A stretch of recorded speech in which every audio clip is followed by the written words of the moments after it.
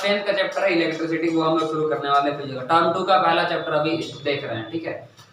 तो इलेक्ट्रिसिटी आज तक हम लोग समझते थे कि जिससे बल्ब जलता है, जिससे मशीन चलता है, ये सब क्या इलेक्ट्रिसिटी को यूज करके हम लोग चला रहे होते हैं ना। लेकिन बचपन में हम लोग कभी वो एक्सपेरिमेंट किए थे कि कंघी को, मतलब जो कोम्ब होता है उसको कंघी करने के बाद क्या करता है ना, जैसे छोटा छोटा पीस ऑफ पेपर में अगर सामने लेकर के जाएंगे तो उसको भी क्या कर लेता है, खींच लेता है, ठीक है। और उसको अगर गलती से तुम लोग कोई टीचर से पूछा होगा तो वो बोले होंगे कि ये क्या हो गया, कंघी चार्ज हो गया, हाँ कि नहीं। तो ये चार्ज जो एक वर्ड आता है वही मेन मुद्दा है इसमें डिस्कस करने के लिए इलेक्ट्रिसिटी में, ठीक है। जो भी हम यहाँ पर पढ़ रहे होंगे वो इलेक्ट्रिसिटी में जो कुछ भी है वो इलेक्ट्रिसिटी चार्ज की वजह से है, ठीक है। तो सबसे पहला टॉपिक हम लोग लेंगे यहाँ पर चार्ज। सबसे पहले देखेंगे चार्ज होता क्या है, ठीक है। तो समझ लेते हैं थोड़ा सा, हाँ। जैसे कि मास होता है कोई भी बॉडी की, जैसे कि ये मार्कर हम पकड़े हुए हैं, इसका क्या है, कुछ ना कुछ मास है। उसी प्रकार से इसमें कुछ ना कुछ चार्ज होगा, है ना। जैसे कि एक बैटरी है, उसका कुछ ना कुछ मास है, वैसे कुछ ना कुछ चार्ज होगा, ठीक है। तो charge is the intrinsic property of matter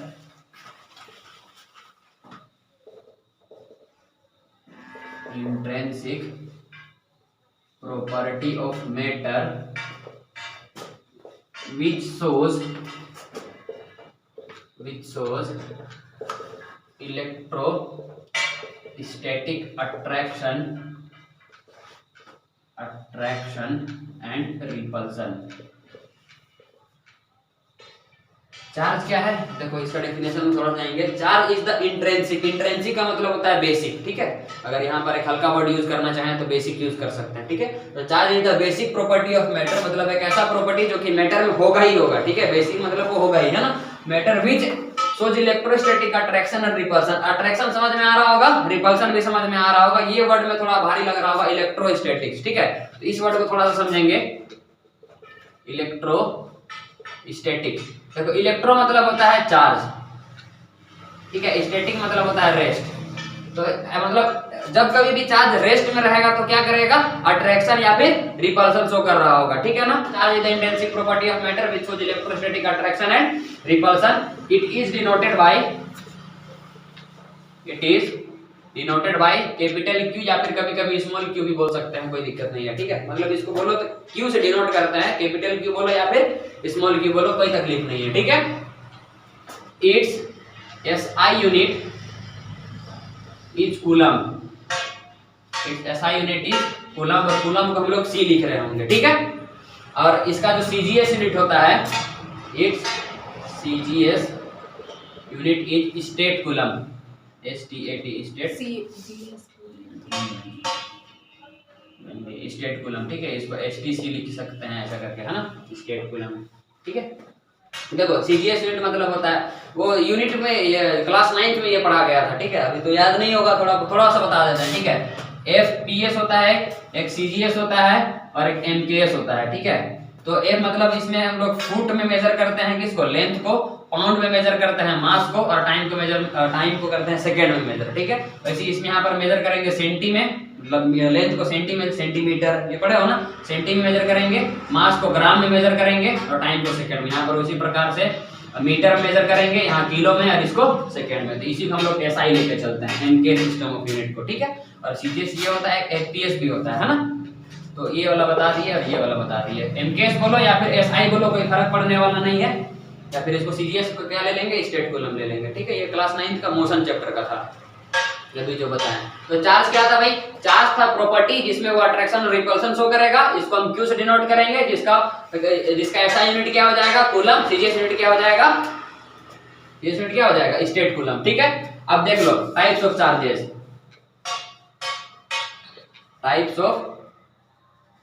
charges, मतलब जो चार्ज है वो कितना तरह का हो सकता है, ठीक है। तो चार्ज दो तरह से हो सकता है जी, एक होता है पॉजिटिव चार्ज, और एक पॉजिटिव है तो दूसरा क्या होगा, नेगेटिव चार्ज। हाँ, नेगेटिव मतलब माइनस, प्लस। पॉजिटिव चार्ज जो होता है वो प्रोटॉन का वजह से होगा, और नेगेटिव चार्ज होगा वो इलेक्ट्रॉन का वजह से होगा। कितना होगा अभी हम लोग थोड़ा देर में देखेंगे, ठीक है। उसके लिए टेंशन नहीं लेना है, बस इतना जान लो कि पॉजिटिव चार्ज प्रोटॉन का वजह से होता है और नेगेटिव चार्ज इलेक्ट्रॉन का वजह से होता है। टाइप्स ऑफ चार्जेस कितना है, दो तरह का चार्ज है, ठीक है। अब देख लो कुछ प्रॉपर्टी है चार्ज का, प्रॉपर्टी ऑफ चार्जेस। ठीक है, हमारे पास दो तरह का चार्ज है, पॉजिटिव और एक नेगेटिव। एक को राहुल मान लो और दूसरा को मान लो नेहा। ठीक है, अब देख लो, जब कभी भी राहुल और नेहा आपस में आएंगे तो क्या होगा, प्यार यानी अट्रैक्शन। तो इससे ये पता चला कि जो नेगेटिव मतलब अपोजिट चार्ज होगा, ठीक है ना, जो राहुल और नेहा क्या अपोजिट सेक्स है, उसी प्रकार से यहाँ पर चार्ज क्या है, अपोजिट है, एक पॉजिटिव और एक नेगेटिव है। तो उसी तरह से जब कभी भी अपोजिट चार्ज आपस में आएंगे क्या करेंगे, ये अट्रैक्ट करेंगे एक दूसरे को। यहाँ पर क्या शो होगा, अट्रैक्शन शो होगा।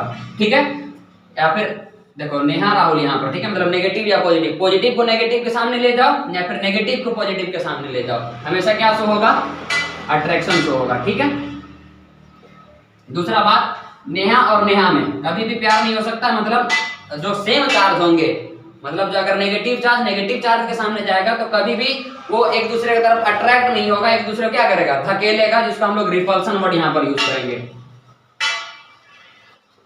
तो सेम चार्ज क्या करते हैं, रिपेल करेंगे एक दूसरे को, या प्लस प्लस के साथ भी यही होगा। ठीक है, राहुल राहुल बोलो या फिर पॉजिटिव पॉजिटिव चार्ज बोलो, इसके साथ यही हो रहा होगा। ठीक है, तो इसको उतारो फिर आगे बढ़ते हैं।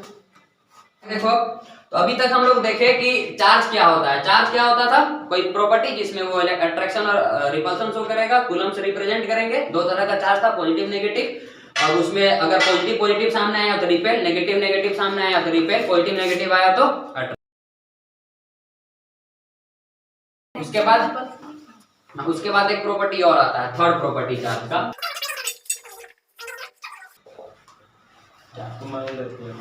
हाँ ओके, तो बाद में आया भाई, छुट्टी कहाँ से मांगेगा भाई तुमसे।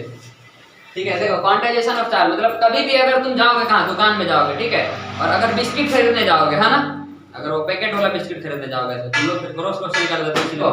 जब कभी भी तुम शॉपकीपर को बोलोगे तो तुम पैकेट्स का नंबर में बोलेगा कि हाँ सर 1 बिस्किट दीजिए, 2 बिस्किट दीजिए, 3 बिस्किट दीजिए, ऐसा नहीं बोलेगा कि 1.5 बिस्किट दीजिए, 2.5 बिस्किट दीजिए, 3.5 बिस्किट दीजिए, ऐसा तो नहीं बोलेगा। शॉपकीपर को अगर तुम गलती से बोल भी दिया कि 2.5 बिस्किट दीजिए तो बोलेगा तो 2 ले जाओ, एक तो 3 ले जाओ, 2.5 बिस्किट अवेलेबल नहीं है। हाँ, गरिया भी सकता है। ठीक है, तो उसी प्रकार से चार्ज जो होगा हमेशा इंटीग्रल मल्टीपल ऑफ इलेक्ट्रॉन के फॉर्म में निकलेगा। अभी ये क्या होता है ना, ये थोड़ा सा तुमको भारी लग सकता है ना, जैसे कि देखो total charge on a body, total charge on a body is the integral multiple of electronic charge.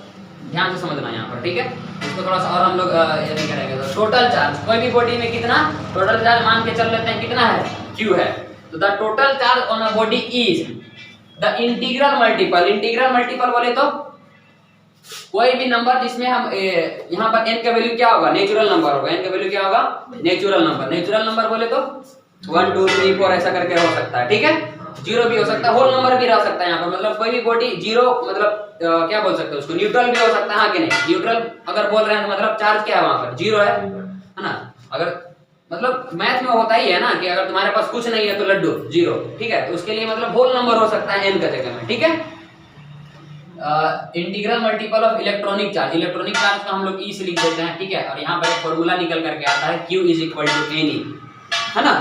अब देखो यहाँ पर इंटीग्रल मल्टीपल ही चलते भी यूज हुआ है, क्योंकि n के जगह में आप इंटीजर भी कभी कभी यूज कर सकते हैं। ठीक है, कभी कभी इंटीजर यूज कर सकते हैं, इसका मतलब ये है कि Q = ±Ne भी कहीं पर तुमको लिखा हुआ मिल सकता है। प्लस का मतलब हम अभी बताएं कि प्रोटॉन जो है प्लस चार्ज को रखेगा और इलेक्ट्रॉन जो है नेगेटिव चार्ज को रखेगा। जब हम पॉजिटिव चार्ज रखेंगे तो प्लस में लेंगे और जब नेगेटिव चार्ज रखेंगे तो माइनस में लेंगे। ठीक है, तो इसके लिए होता है, तो कहीं तुमको ये दिख सकता है, कहीं ये दिख सकता है। ठीक है, तो उसके लिए टेंशन नहीं लेना है, इसको लेकर के चलेंगे, है ना, दोनों सही है। ठीक है, कोई दिक्कत नहीं है ना। तो ये फॉर्मूला को थोड़ा अच्छा से लिखेंगे, तो Q = Ne, जहां पर Q क्या था, total charge on the body, N क्या था, number of electron transferred, number of electron transferred, और E क्या था, इलेक्ट्रॉनिक चार्ज। अभी तक तुम लोग एक क्वेश्चन पूछना चाहिए था, वो क्वेश्चन ये है कि सर इलेक्ट्रॉनिक चार्ज क्या है। नंबर ऑफ इलेक्ट्रॉन समझ में आ रहा है, कोई नंबर होगा 1 2 3 4, टोटल चार्ज समझ में आ रहा है कि चार्ज में जितना भी होगा, ये इलेक्ट्रॉनिक चार्ज मतलब अभी तक नहीं पूछा, हम बता दे रहे हैं, ठीक है। एक इलेक्ट्रॉन का चार्ज को क्या बोलते हैं, इलेक्ट्रॉनिक चार्ज, जो कि कितना होता है 1.6 × 10⁻⁻19 कूलम, ठीक है। तो एक क्वेश्चन से इसको और ये पूरा क्लियर हो जाएगा। तो एक क्वेश्चन लिखो, calculate the number of electrons constituting 1 coulomb of charge, ठीक है। तुमको क्या करना है, यहाँ पर कैलकुलेट करना है क्या चीज, नंबर ऑफ इलेक्ट्रॉन। एक कूलम अगर आपके पास चार्ज है, कितना चार्ज है, एक कूलम चार्ज है, तो उसमें कितना नंबर ऑफ इलेक्ट्रॉन होगा, कई इलेक्ट्रॉन मिलकर के वहां पर क्या बनाया होगा, एक कूलम चार्ज बनाया होगा, ठीक है। तो देखो इसका सॉल्यूशन देखो, तो जो चार्ज है वो कितना है 1 कूलम, ठीक है, चार्ज कितना है 1 कूलम है, ठीक है। उसके बाद तुमको नंबर ऑफ इलेक्ट्रॉन क्या करना है, कैलकुलेट करना है, और E का वैल्यू हमको पता है 1.6 × 10⁻⁻19 कूलम, ठीक है। तो बाय क्वांटाइजेशन ऑफ चार्ज, है ना, क्वांटाइजेशन ऑफ चार्ज हमको पता है, सिंस Q = Ne, Q का जगह में है 1 कूलम, N हमको निकालना है, E का वैल्यू 1.6 × 10⁻⁻19 कूलम, ठीक है। यहाँ से अगर हम इसको ये इधर मल्टीप्लाई कर दे रहा, क्या करेगा, डिवाइड, तो N = क्या हो जाएगा 1 coulomb divide by 1.6 × 10⁻⁻19 coulomb. Coulomb cancel out होगा और बचेगा 10 = 16, ये पॉइंट हटाएंगे ऊपर 0 लगेगा, और ये नेगेटिव, देखो डिनोमिनेटर में है ना नेगेटिव है, जब उसको न्यूमरेटर में लेके जाएंगे तो क्या हो जाएगा, पावर हो जाएगा पॉजिटिव में, ठीक है। और जब आप इसको डिवाइड कीजिएगा तो 0.625 आएगा, हम बता दे रहा है, ठीक है, इलेक्ट्रॉन्स। इसको आंसर लिख लो, या फिर इसका हम अगर इसका साइंटिफिक नोटेशन करेंगे तो एक डिजिट होना चाहिए 0 के अलावा, ठीक है। तो जब हम पॉइंट को इधर घसकाएंगे तो यहाँ पर पावर क्या होगा, कम होगा, 6.25 × 10⁻18 इलेक्ट्रॉन्स। ये एनसीईआरटी का क्वेश्चन है भाई, बहुत अच्छा क्वेश्चन है, मतलब काफी बार पूछा गया है बोर्ड्स में, ठीक है। तो ये क्लियर हो गया होगा, उम्मीद करते हैं, समझ में आया ना, चलो उतारो। देखो जैसे कि आपको पता है कि कोई भी अगर एक एटम है, ठीक है ना, तो एटम तीन भी क्या उसका कंस्टिट्यूटिंग पार्टिकल्स है, कोई भी एटम का 3 कंस्टिट्यूटिंग पार्टिकल्स होता है, ये आपको पता है ना। सबसे पहला पार्टिकल्स हम लोग बोलते हैं इलेक्ट्रॉन्स, दूसरा क्या बोलते हैं प्रोटॉन्स, और तीसरा क्या बोलते हैं न्यूट्रॉन्स। आपको ये भी पता होगा कि प्रोटॉन प्लस न्यूट्रॉन जो है न्यूक्लियस में होता है, और इलेक्ट्रॉन जो होता है आउटर मोस्ट ऑर्बिट में क्या कर रहा होता है, रिवॉल्व कर रहा होता है, मतलब आउटर ऑर्बिट में एक तरह से रिवॉल्व कर रहा होता है, ठीक है। तो अगर मान के चलो यहाँ पर एक घर है ना, ये एग्जांपल हम हमेशा लेते हैं, बहुत अच्छा लगता है ये एग्जांपल लेने के लिए हमको, ठीक है। घर तो पूरा घर थोड़ी ना बनाएंगे, ये कंपाउंड है, घर का आंगन बोल सकते हैं, ठीक है। यहाँ पर कोई एक बैठा हुआ है, मान के चलो यहाँ पर बैठी हुई है, यहाँ घर के अंदर है राहुल में, ठीक है। अब कोई बाहर से कोई अगर आएगा तो किसको, ये आदमी जो आ रहा है, कोई पर्सन मान के चलो ए, ये अगर कोई आ रहा है तो उसको किसको ले जाना जल्दी आसान होगा, राहुल को कि नेहा को, ऑब्वियस बात है नेहा को, जो कि बाहर है ना। तो जब कभी भी हमको अगर निकालना होगा कोई भी एटम से इलेक्ट्रॉन, प्रोटॉन या फिर न्यूट्रॉन को निकालना होगा, तो किसको निकालना आसान होगा, इलेक्ट्रॉन को, क्योंकि ये कहाँ है ऑर्बिट में। हाँ, तो इससे ये पता चलता है कि जब कभी भी ट्रांसफर होगा तो कौन ट्रांसफर होगा, इलेक्ट्रॉन का ट्रांसफर होगा, किसका ट्रांसफर होगा, इलेक्ट्रॉन का। इसीलिए अभी हम लोग क्वांटाइजेशन ऑफ चार्ज में पढ़े कि ट्रांसफर ऑफ इलेक्ट्रॉन, है ना, कि टोटल चार्ज जो होगा वो इंटीग्रल मल्टीपल होगा इलेक्ट्रॉनिक चार्ज का, ठीक है। अच्छा भाई एक चीज और देख लेते हैं कि अगर आपके पास इलेक्ट्रॉन है ना, इलेक्ट्रॉन है, प्रोटॉन है और न्यूट्रॉन है, ठीक है, 3 चीजें। इलेक्ट्रॉन में चार्ज होता है 1.6 × 10⁻⁻19 कूलम, प्रोटॉन में चार्ज होता है 1.6 × 10⁻⁻19 कूलम, सेम, बस इलेक्ट्रॉन का चार्ज माइनस और प्रोटॉन का चार्ज प्लस। न्यूट्रॉन में कोई चार्ज नहीं होता, 0 कूलम, ठीक है। ये बात कर ली हम लोग चार्ज का। अगर हम बात करेंगे मास का, तो मास ऑफ इलेक्ट्रॉन होता है 9.1 × 10⁻31 kg, ठीक है, और इसका मास होता है 6.67 × 10⁻27 kg, और इसका मास कितना होता है, लगभग प्रोटॉन के मास के बराबर 6.67 × 10⁻27 kg, ठीक है। अब इसी को हम लोग क्या बोलते हैं, इलेक्ट्रॉनिक चार्ज बोलते हैं, ये मैग्नीट्यूड को, ये भी बता दिया है ना। अब देखो कोई भी बॉडी अगर चार्ज है कि नहीं है, चार्ज बॉडी और न्यूट्रल बॉडी में अंतर क्या है भाई, चार्ज बॉडी और न्यूट्रल बॉडी मंत्र के अभी एक एग्जांपल से समझेंगे। मान के चलो ये एक जगह है, ठीक है, यहाँ पर positive charge positive charge positive charge negative charge negative charge negative charge positive charge negative charge. अच्छा इसको प्लस कर देते हैं, इसको माइनस कर देते हैं, थोड़ा अच्छा लगेगा सीक्वेंस में, ठीक है। अब मान के चलो देखो ये प्लस माइनस, देखो इसके पास भी प्लस वाला के पास 1.6 × 10⁻⁻19, माइनस वाला के साथ 1.6 × 10⁻⁻19, और दोनों अपोजिट साइन है तो कैंसिल आउट हो जाएगा, ये भी कैंसिल आउट हो जाएगा, ये भी कैंसिल आउट हो जाएगा, ये भी कैंसिल आउट हो जाएगा, हाँ कि नहीं। मतलब यहाँ पर टोटल चार्ज कितना है 0 कूलम। इससे क्या पता चला कि एक भी आपके पास फ्री इलेक्ट्रॉन नहीं है या फिर फ्री प्रोटॉन नहीं है। मान के चलो यहाँ से एक नेगेटिव चार्ज हम लोग बाहर निकाल दिए, ये नेगेटिव चार्ज बाहर निकल गया बाहर। अगर हम एक नेगेटिव चार्ज को बाहर निकाल दिए तो क्या पता चला भाई, ये वाला पॉजिटिव नेगेटिव कैंसिल आउट, ये वाला पॉजिटिव नेगेटिव कैंसिल आउट, ये वाला पॉजिटिव नेगेटिव कैंसिल आउट, हाँ कि नहीं। लेकिन ये पॉजिटिव चार्ज, एक पॉजिटिव चार्ज अकेला बच गया है ना। अगर ये अकेला बच गया है तो ये पूरा का पूरा बॉडी को क्या कर देगा, पॉजिटिव चार्ज हो जाएगा। मतलब जिसका जनसंख्या ज्यादा है उसी का क्या रहेगा, दबदबा रहेगा, तो यहाँ पर पॉजिटिव चार्ज ज्यादा रहेगा, हाँ कि नहीं। तो इससे क्या पता चला कि अगर कोई न्यूट्रल बॉडी से हम नेगेटिव चार्ज को बाहर निकालेंगे तो बॉडी कैसा चार्ज हो जाएगा, पॉजिटिवली चार्ज हो जाएगा। कैसा चार्ज हो जाएगा, पॉजिटिवली चार्ज हो जाएगा।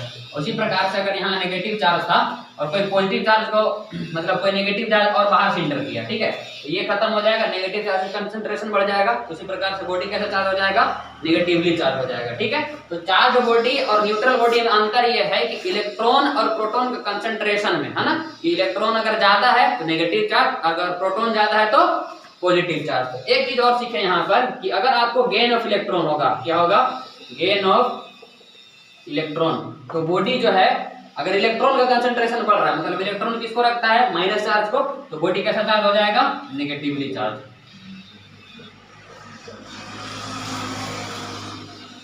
ठीक है।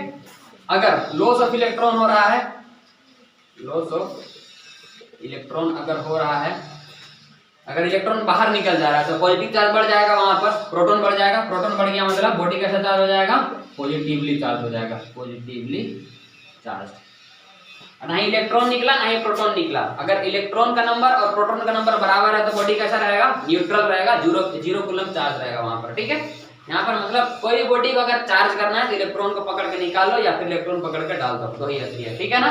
अब चार्ज करने का 3 मेथड होता है, वो सब बाद में देखेगा। ठीक है, 3 मेथड होता है चार्जिंग का, कंडक्शन, इंडक्शन और एक होता है फ्रिक्शन। ठीक है, तो ये अभी का सिलेबस नहीं है, अभी नहीं देखना। ठीक है, ये हो गया।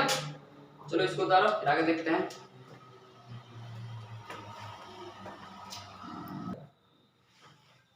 देखो तो अभी तक देख लिए चार्ज क्या होता है, चार्ज कितना तरह का होता है, चार्ज कब अट्रैक्ट करेगा, कब रिपेल करेगा, अगर कब पॉजिटिव चार्ज होगा, कब नेगेटिव चार्ज होगा, ये सब हम लोग देख चुके हैं। ठीक है, अभी जब चार्ज अट्रैक्ट या फिर रिपेल कर रहा था, है ना, तो कितना दूर से वो अट्रैक्ट कर सकता है, कितना दूर से रिपेल कर सकता है। मान के चलो एक पॉजिटिव चार्ज यहाँ पर, एक पॉजिटिव चार्ज यहाँ पर है। अब ये पॉजिटिव चार्ज को उठा करके अफ्रीका ले गए, तब तो नहीं ना रिपेल करेगा जी, एक रीजन होगा, हाँ कि नहीं। तो एनसीईआरटी में यूज किया एक वर्ड इलेक्ट्रिक फील्ड, जो एनसीईआरटी बहुत दिलो जान से पढ़ते हैं ना, उसके लिए बता रहे हैं। इलेक्ट्रिक फील्ड एक वर्ड यूज किया है। तो इलेक्ट्रिक फील्ड क्या होता है ना, electric field is the region of charge in which it can attract और repel any unit positive charge. ठीक है, कोई भी अगर पॉजिटिव चार्ज है तो उसको क्या कर सकता है, अट्रैक्ट या फिर रिपेल कर सकता है, वही रीजन को। ठीक है, मतलब जैसे कि अगर हम बोले, वो एग्जांपल है ना, स्कूल है तुम्हारा, ठीक है, अगर स्कूल है, स्कूल का प्रिंसिपल जो होते हैं, ये स्कूल का बाउंड्री है। ठीक है, अगर तुम अपना घर में हो तो प्रिंसिपल से तो एक भी नहीं डरोगे, क्योंकि यहाँ पर ये वहां तक नहीं, क्या नहीं लगा सकते हैं, फोर्स नहीं लगा सकते हैं, हाँ कि नहीं। जैसे जैसे स्कूल आते रहोगे, स्कूल आते रहो बाउंड्री से बाहर, अगर स्कूल के एकदम ऊपर वाला फ्लोर में है सर, ठीक है, या फिर मैम, तो ये अगर तुमको अगर देख पा रहे हैं, तुम क्या करोगे, हरकत को ठीक ठाक कर लोगे, है ना, मतलब यहाँ हल्का हल्का फोर्स लग रहा होगा। ठीक है, फिर जैसे अंदर बाउंड्री में इंटर करोगे एकदम सीधा संत बन जाओगे, क्योंकि ये यहाँ पर पूरा प्रेशर होगा, इनका पूरा फोर्स तुम पर लगा सकते हैं। ठीक है ना, उठा कर पटक सकते हैं तुमको यहाँ पर। इसी के लिए ये पूरा मतलब क्या हो गया कि ये अपना फोर्स जो है तुम्हारे ऊपर लगा सकते हैं, हाँ कि नहीं। यही को हम लोग बोलेंगे, ये था प्रिंसिपल का फील्ड। यहीं पर अगर हम चार्ज को रख देंगे, कोई चार्ज को रख दिए, तो बाहर में कोई अगर चार्ज होगा तो कहाँ होगा, ये चार्ज जो है बड़ा वाला चार्ज, ये छोटा चार्ज में जितना फोर्स लगा सकता है, कहां तक में, कोई रीजन तक में, वही रीजन को हम क्या बोलेंगे, इलेक्ट्रिक फील्ड बोलेंगे, पोटेंशियल। ठीक है, पोटेंशियल है ना। और यहाँ पर अगर हम इलेक्ट्रिसिटी पढ़ रहे हैं तो यही वर्ड हम लोग यहाँ पर सुनेंगे, इलेक्ट्रिक पोटेंशियल। क्या बोलेंगे? Electric potential. तो इलेक्ट्रिक पोटेंशियल क्या होता है भाई? Electric potential it is the work done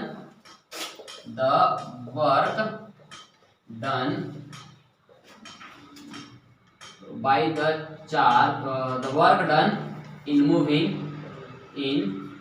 moving a charge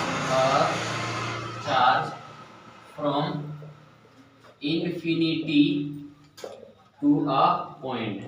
infinity से कोई एक पॉइंट में अगर हम क्या लेकर के आएंगे, कोई एक चार्ज को लेकर के आएंगे, तो जो वर्क डन करना पड़ेगा उसी को हम क्या बोलेंगे?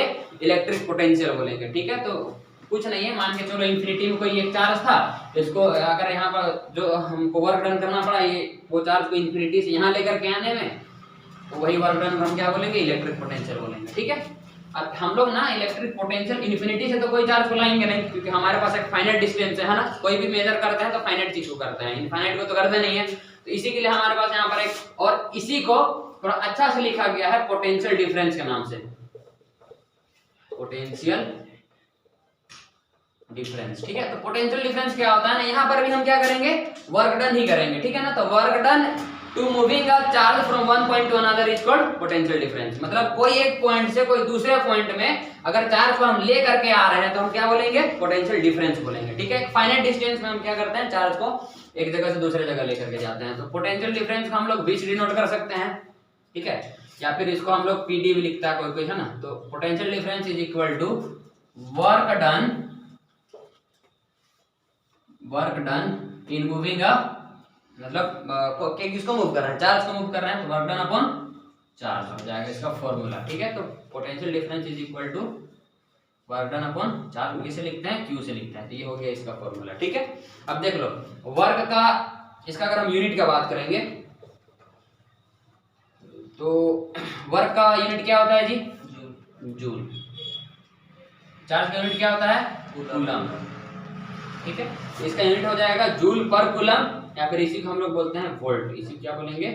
वोल्ट। ठीक है, वोल्ट बोल लो, या फिर इसको हम लोग डिनोट करेंगे वी। तो इसका ऐसा यूनिट हो जाता है वोल्ट। ठीक है, वोल्टेज का होता है, हाँ वोल्टेज यही है ना, कितना पोटेंशियल डिफरेंस है, कितना उसका पावर है कोई चार्ज को एक जगह से दूसरी जगह लेकर के जाने में। चार्ज देखो, चार्ज क्या था? फ्री इलेक्ट्रॉन था। जैसे कि तुम अगर बैटरी लगाते हो, छोटा बैटरी लगाओगे तो बड़ा बल्ब नहीं जला पाएगा, मतलब वहां जितना इलेक्ट्रॉन का जरूरत है, मतलब ये इलेक्ट्रॉन है ना, इसको यहाँ से वहां तक नहीं ले जाके जाने सका, इसीलिए बल्ब नहीं जला, है ना। अब देखो पोटेंशियल डिफरेंस कम था, इसका मतलब उसका पावर कम था, वर्क डन कम कर नहीं सका, इसीलिए कम जला। अब वहीं पर अगर ज्यादा थी लेकर के आओगे तो तुरंत से लेकर के जाएगा, वर्क डन ज्यादा करेगा, पोटेंशियल डिफरेंस ज्यादा है। हाँ, बहुत ज्यादा इलेक्ट्रॉन अगर ले जाओगे तुम्हारा पावर उतना नहीं रहेगा, तो फ्यूज होगा ही ना, बोड़ा जाता है वो कौन? वायर और वो बल्ब। ठीक है, बल्ब में एक फिलामेंट लगा हुआ रहता है जी, सब बल्ब में। ठीक है, एलईडी में रहेगा ना तो उसमें एकदम छोटा सा अंदर में लगा हुआ रहता है। ठीक है, इसका एक कैपेसिटी होता है कि इतना ही इलेक्ट्रॉन को क्या कर सकता है, वो अपने अंदर से ट्रांसफर कर सकता है ना, उतना ही इलेक्ट्रॉन से दौड़ सकता है। हीट होता है ना? हाँ, हीट होता है। क्या तुमको क्या लगता है एलईडी बल्ब हीट नहीं होता? होता है, एलईडी बल्ब भी हीट होता है, फिलामेंट है, हीट होगा। देखो भाई साहब, भीड़ में अगर तुम दौड़ोगे तो वही सब बात है कि टकराओगे।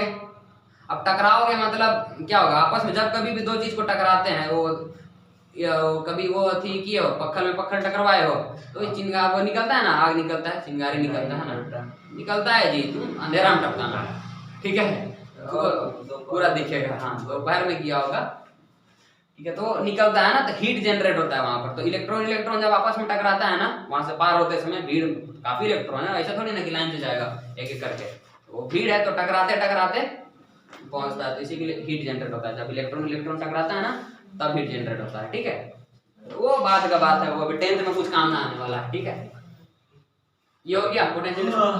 कभी वायर में क्या हीट हो जाता है, तो वायर में फ्री इलेक्ट्रॉन नहीं है, कंडक्टर इंसुलेटर बताने दे, रुक जा करता है। अच्छा हाँ, एक चीज बताने के लिए भूल गए कि ये जो पोटेंशियल डिफरेंस है उसको हम लोग मेजर करते हैं कि इंस्ट्रूमेंट है वोल्टमीटर। ठीक है, ये याद रखना है ना, पोटेंशियल डिफरेंस को वोल्टमीटर से मेजर करते हैं। ठीक है, तो ऊपर लगा फ्री का बारे में पूछिए।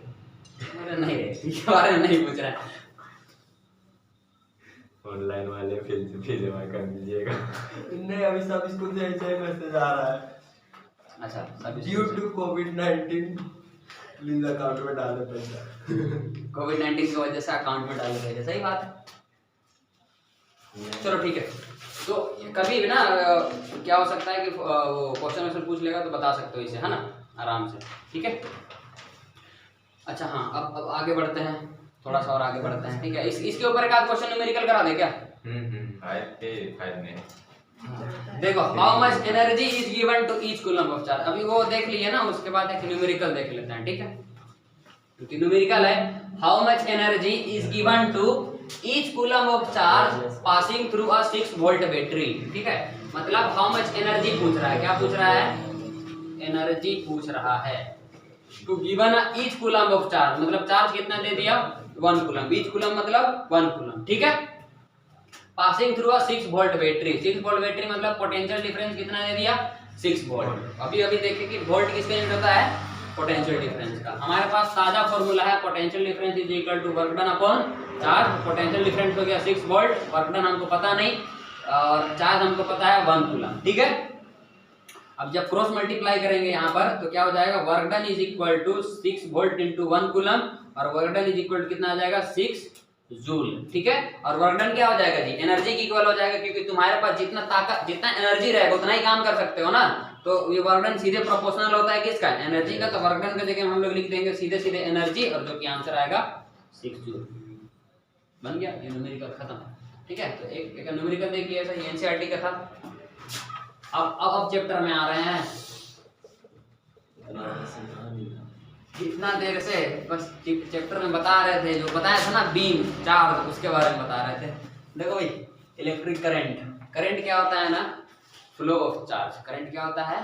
Flow of charge. समझना है सस्ता में तो यही समझो, फ्लो ऑफ चार्ज। फ्लो बढ़िया से ना, फ्लो ऑफ करंट नहीं, flow of charge. Charge flow करता है, वो करंट फ्लो नहीं करता है, ठीक है। चार्ज फ्लो करता है, लेकिन तुम लोग बोलते हो करंट फ्लो कर रहा है, वास्तविकता वो नहीं है। तो करंट मारता है, चार्ज मारेगा, करंट नहीं मारेगा, ठीक है।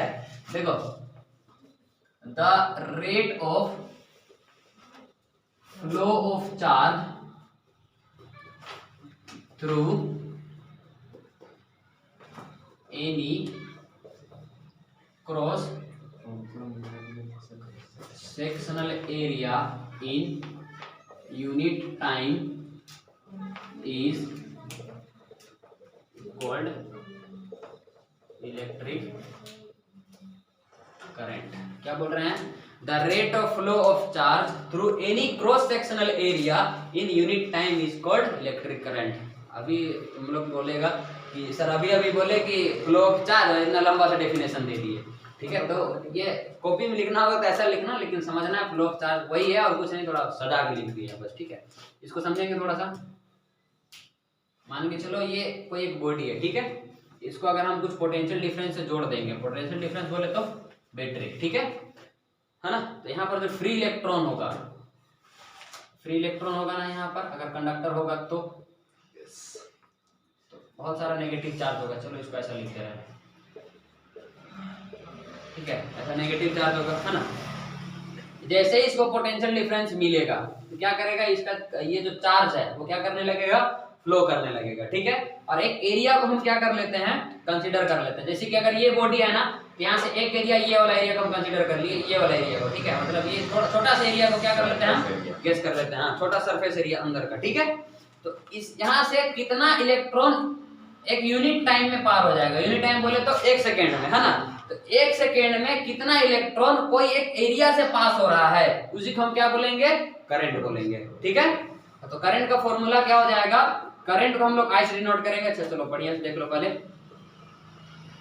करंट हो सकता है, ये इलेक्ट्रिक करंट हो सकता है, ये इलेक्ट्रिसिटी हो सकता है, सेम ही चीज है, ठीक है ना। तो कंफ्यूज नहीं होगा। तो current is equal to rate of flow of charge. Charge बोले तो चार्ज क्यू, है ना। तो क्यू को यहाँ पर लिख देते हैं चार्ज अपॉन टाइम, ठीक है ना। Cross sectional area unit time, तो टाइम यहाँ पर आ गया। तो करंट को हम लोग डिनोट करते हैं आई से, चार्ज डिनोट करते हैं क्यू से, टाइम डिनोट करते हैं टी से, ठीक है। इसका अगर हम यूनिट लिखना होगा, इसका ऐसा यूनिट हम लोग लिख सकते हैं। देखो, चार्ज का यूनिट क्या होता है? कूलम। टाइम का यूनिट क्या होता है? सेकेंड। तो इसको हम लोग लिख सकते हैं कूलम पर सेकेंड, या फिर इसी को हम लोग बोलते हैं एम्पियर। इसी को क्या बोलते हैं? एम्पियर। ये से डिनोट कर लेते हैं, ठीक है। एम्पियर हो सकता है, माइक्रो एम्पियर हो सकता है, मिली एम्पियर हो सकता है, वो हो सकता है, मतलब सीजीएस एमकेएस यूनिट हो सकता है, ठीक है। तो ऐसा यूनिट क्या हो गया, एम्पियर, या फिर इसी हम लोग कूलम पर सेकेंड भी बोल सकते हैं। तो ये एक फॉर्मूला हो गया करंट का, current is equal to charge upon time, ठीक है। तो हो गया, इसको उतारो, क्या बोलते हैं इसको? ओम, ओम ऐसा लिखते हैं, ओम। ये रेजिस्टेंस का यूनिट होता है, देखेंगे आगे ये चैप्टर में।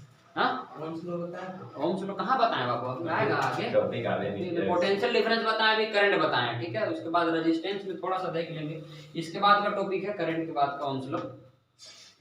अच्छा हाँ, एक बात और देख लो कि करंट को हम एम्पियर में मेजर कर रहे थे, इसकी यूनिट ये हो गया। अगर इसको हमको मेजर करना होगा इंस्ट्रूमेंट से, तो जो इंस्ट्रूमेंट हम यूज करते हैं ना इसको मेजर करने के लिए,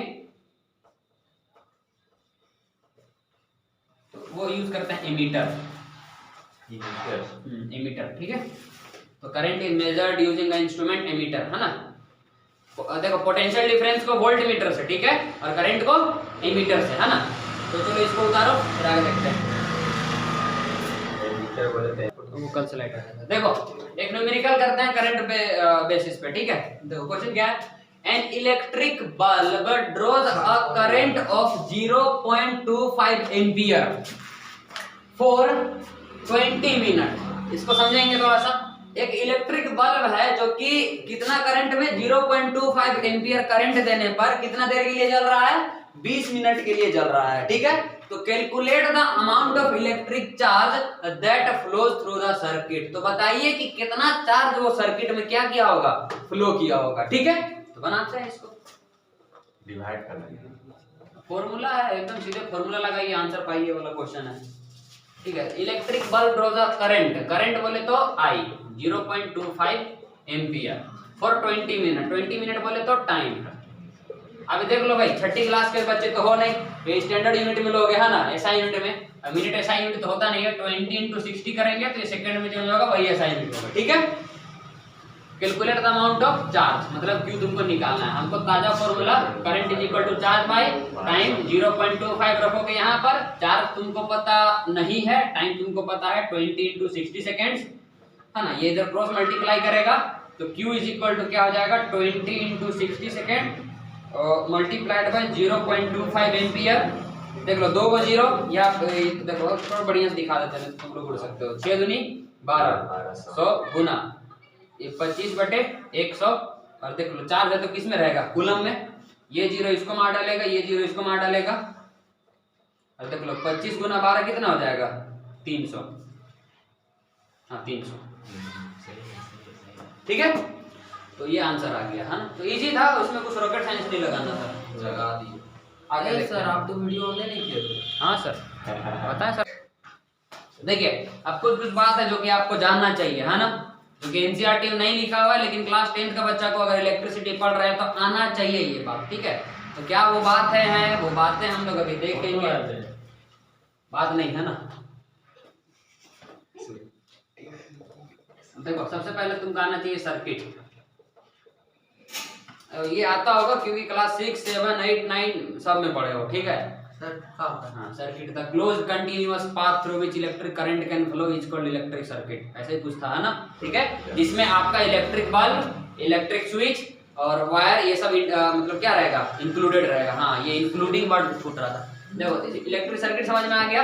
अभी देखो एक चीज और बताए थे कि चार्ज जो है फ्लो करता है, हाँ कि नहीं। अभी देखो ध्यान से देखना, अगर आप लोग बैटरी को ध्यान से देखे होंगे तो बैटरी में एक साइड में प्लस लिखा हुआ रहता है, एक साइड में माइनस लिखा हुआ रहता है, हाँ कि नहीं। तो काहे लिखा हुआ रहता है भाई, एक साइड में प्लस और एक साइड में माइनस। क्या यहाँ पर एक साइड में खाली प्रोटॉन भरा हुआ है और एक साइड में इलेक्ट्रॉन भरा हुआ है, ऐसा कुछ मामला है क्या, इसीलिए प्लस माइनस लिखे हैं। ऐसा सोचता था क्या कोई? अच्छा, ऐसा भी नहीं सोचता था, ऐसा भी नहीं सोचता था। तो सोचो डस्टर फेंक के मारेंगे, अभी बता दे रहे हैं, ये वीडियो ये एडिट ना करेंगे हम कसम से, बहुत वीडियो में ही सुतेंगे धर के।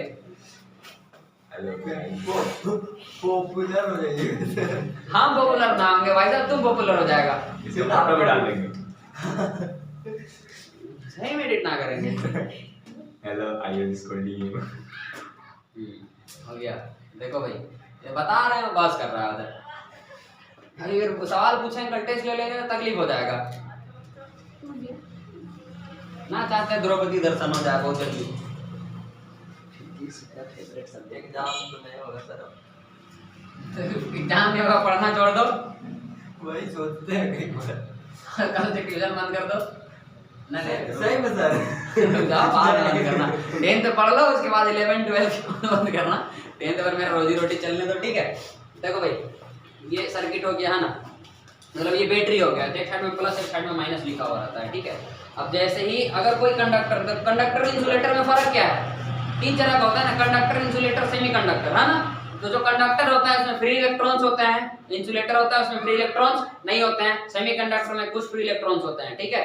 तो ये सब बोर्ड्स के लिए इंपॉर्टेंट नहीं, इसलिए हम नहीं बताए थे, लेकिन अभी हल्का हल्का बता रहे हैं, ठीक है। तो मान के चलो एक कंडक्टर है तुम्हारे पास, ऐसे करके बड़ा सा कंडक्टर बना लेते हैं, ठीक है। अगर कंडक्टर है मतलब यहाँ पर क्या होगा? इलेक्ट्रॉन होगा, इधर भी हो सकता है, वहां की नहीं। सबको पता है कि इलेक्ट्रॉन के पास नेगेटिव चार्ज है ना। जैसे इसको बैटरी में जोड़ेंगे, ये पॉजिटिव नेगेटिव पॉजिटिव नेगेटिव, तो इलेक्ट्रॉन किधर भागेगा? इलेक्ट्रॉन। अरे भाई साहब, ये माइनस है तो प्लस साइन की तरफ भागेगा ना। तो माइनस है तो इलेक्ट्रॉन का साइन डायरेक्शन किधर रहेगा? Towards positive terminal, towards positive terminal. अब देखो, ये इलेक्ट्रॉन इधर भागेगा, लेकिन करंट जो है पॉजिटिव से नेगेटिव जाएगा। देखो, ये पॉजिटिव से निकलेगा, तो अगर पॉजिटिव से निकला तो इधर से निकल करके किधर जाएगा भाई? नेगेटिव की तरफ आएगा। तो करंट का direction positive to negative, electron का डायरेक्शन पॉजिटिव टर्मिनल की तरफ, ठीक है। समझ में आया कि नहीं आया? हाँ, तो ये था तुमको जानने का बहुत जरूरत है, ठीक है। इलेक्ट्रॉन का जो डायरेक्शन होता है वो पॉजिटिव टर्मिनल की तरफ होता है, और जो करंट का डायरेक्शन होता है पॉजिटिव से निकल करके नेगेटिव की तरफ होता है, ठीक है। सिंपली इसको क्लॉकवाइज और एंटी क्लॉकवाइज। हाँ, क्लॉकवाइज और एंटी क्लॉकवाइज बोल सकते हैं। जैसे कि अब बैटरी उलट के लगा दी तब अच्छा। तो दिक्कत हो जाएगा ना, इसी के लिए क्लॉक एंटी क्लॉक और क्लॉकवाइज में फंस सकते हो, ठीक है। ऐसा भी हो सकता है ना, पॉसिबिलिटी। हाँ, इसमें भी तो क्लॉकवाइज चेंज हो गया ना क्लॉक एंटी क्लॉक। दिक्कत ये है, अभी करंट का डायरेक्शन इधर हो गया और इलेक्ट्रॉन का डायरेक्शन इधर हो गया, मतलब इधर हो गया, उसी का देखने में तो कोई दिक्कत ना रहा। तो ये हो गया। तो हाँ, ये आज के लिए इतना सफिशिएंट है, कल देखेंगे इससे आगे, ठीक है। अब आज देख लिए जो देखना था, कल में हम लोग ओम्स लॉ देखेंगे, उसके बाद आगे का चीज देखेंगे जो भी आएगा, ठीक है ना।